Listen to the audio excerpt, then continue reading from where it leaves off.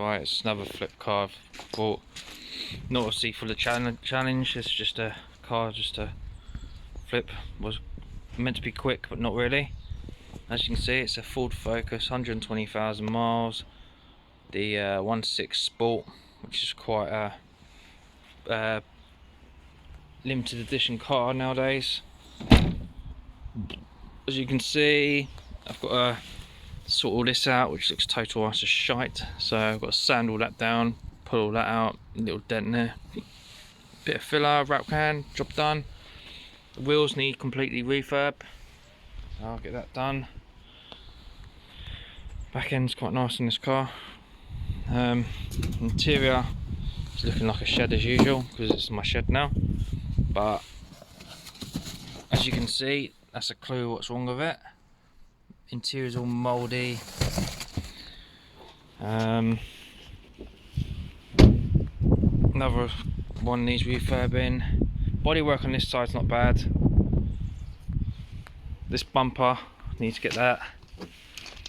I need to plastic repair this bumper because they're 250 quid and I ain't paying that sort of money just for a bloody bumper. So I'm going to bash all that out and then staple all this with a proper staple, metal staple bumper glue panel thing, I don't know, whatever you call it.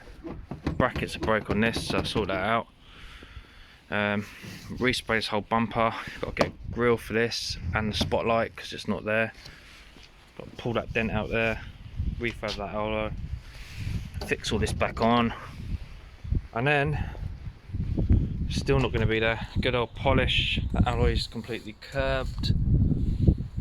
That side's not too bad. It's got all the old parking sensors. It starts and runs. Got a new light for this because it's completely gone. It's got MOT. Now, nice floor, yummy yummy. This is what's wrong with it.